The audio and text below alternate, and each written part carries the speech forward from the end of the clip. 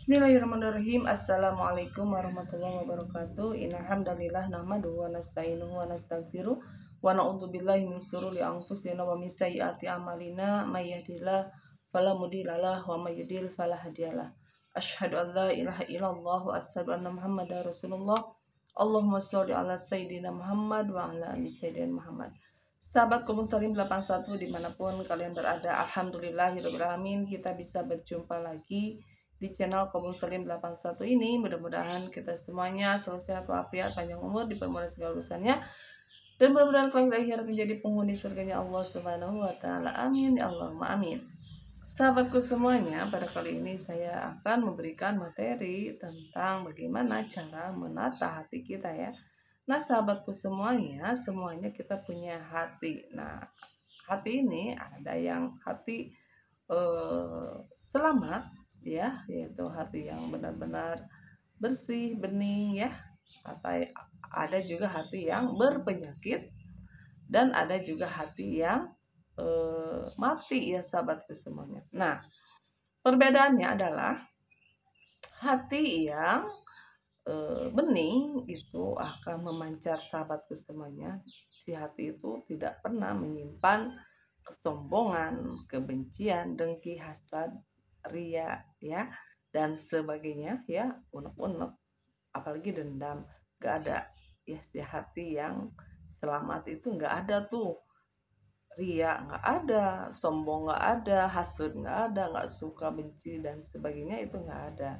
Gak ada dendam sama sekali. Itulah si hati yang selamat ya.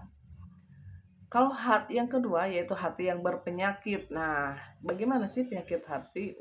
Penyakit hati itu banyak banget ya, sahabat semuanya. Ada sombong, ada ria, ada unek-unek ya, menyimpan dendam, menyimpan kebencian, terus apalagi eh, benci sama orang, nggak sukaan, dongkolan, keselan ya, atau sesuatu hal yang eh, tidak enak gitu pokoknya. Kalau hatinya berpenyakit ya seperti itu ya, jadi nggak enak. Hasud, contohnya hasud itu yaitu tidak enak melihat kebahagiaan yang Allah titipkan kepada orang tersebut, sehingga kita merasa kenapa sih dia yang dikasih. Itu adalah hasad. Jadi ingin nggak suka aja ketika Allah menitipkan sesuatu hal di orang tersebut yang mengakibatkan diri kita yang sengsara ya dengan perilaku tersebut ya. Itulah hasud ya. Yang kedua adalah sombong. Sombong itu apa? Sombong itu merasa bahwa kalau Allah titipkan nih ilmu, merasa saya orang yang berilmu, itu nggak boleh ya. Atau sombong itu ketika kita di dunia ini dititipi harta, jabatan, popularitas, kecantikan, kegantengan, ilmu, dan sebagainya ya. Itu semua jangan dijadikan sombong, sahabatku semua. Jangan merasa saya paling nomor satu. Itu adalah kesombongan ya, yang ada di dalam hati ya, di dalam hati itu ya. Gak boleh itu ya, tidak boleh ya, sahabatku semuanya ya. Jadi semuanya ini hanya titipan saja. Kita bisa dititipin ilmu ya, kita dititipin jabatan ini, kita dititipin harta ini, kita dititipin apalagi kecantikan, ilmu, harta ya. Jadi jangan dijadikan sombong ya. Sombong itulah sifat setan ya, merasa saya paling, itu adalah sifat setan ya. Itulah penyakit hati, sahabatku semuanya ya. Ria adalah ingin ditilai oleh manusia yang lainnya, sehingga hatinya itu bahagia dengan penilaian orang. Tetapi jika orang tersebut menghina ke kita, justru kita akan sakit hati. Itu, sahabatku semua, itu penyakit hati ya. Terus apalagi penyakit hati? Unek-unek ya, menyimpan kebencian nih sama orang yang sudah dolim ke diri kita.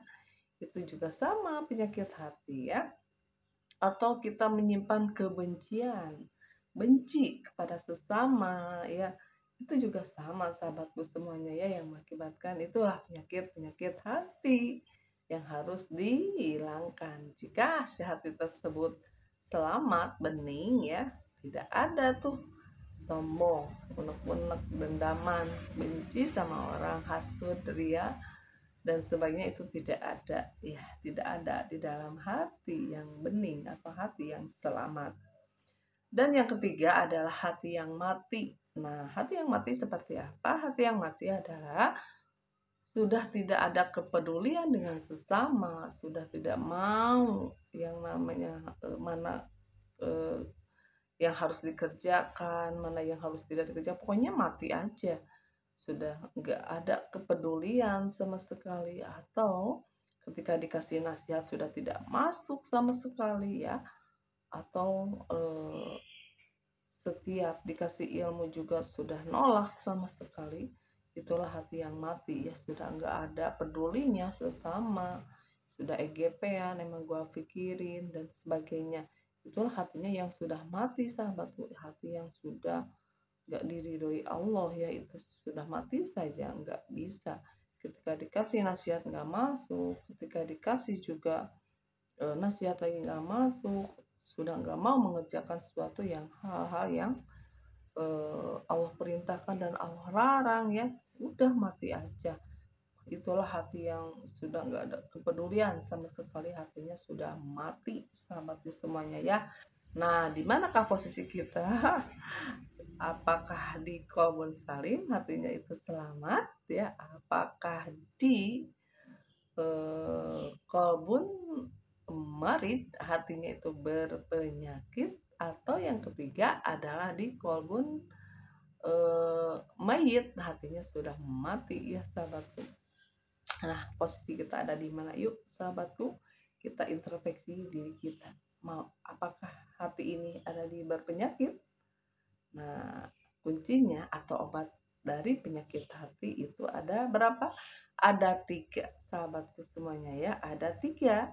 Yang pertama, salat malam dirikanlah ya. Kedua, zikir malam perpanjanglah. Yang ketiga adalah bergaul dengan orang-orang soleh ya, bergaul dengan orang-orang soleh, maaf ya. Dan apa lagi, ada 5, maaf ya, saya ini hilap, ada 5 sahabatku. Yang pertama, dirikanlah sholat ya, yaitu sholat malam ya, ayo sholat malam bangun. Yang kedua, perbanyaklah zikir ya, banyak zikir, perpanjang zikirnya ya. Ketiga, bergaul dengan orang-orang soleh ya. Keempat, yaitu baca Quran dan maknanya. Yang kelima, banyak berpuasa sahabatku semuanya ya, puasa, insya Allah hati kita itulah akan selamat ya. Berbanyak sholawat juga sama ya, itu supaya hati ini menjadi sehat ya, tidak sakit. Kenapa mees ya, kalau bahasa Sundanya ya, sedikit-sedikit sakit hati karena hatinya lagi bermasalah, hatinya lagi sakit ya. Baca Quran ya, banyak baca Quran dengan maknanya, baca sholat malam ya, banyak zikir perpanjang, bergaulnya dengan orang-orang soleh ya, terus baca Quran dan maknanya, terus apalagi berpuasa ya, itu sama, itu obat hati sahabatku ya. Jadi kalau kita lagi banyak masalah ya, atau lagi hatinya nggak enakan ya, kita harus mau bangun di sepertiga malam, kita berdoa, kita sholat, kita munajat kepada Allah apa yang kita inginkan. Insya Allah Allah akan kabulkan semuanya.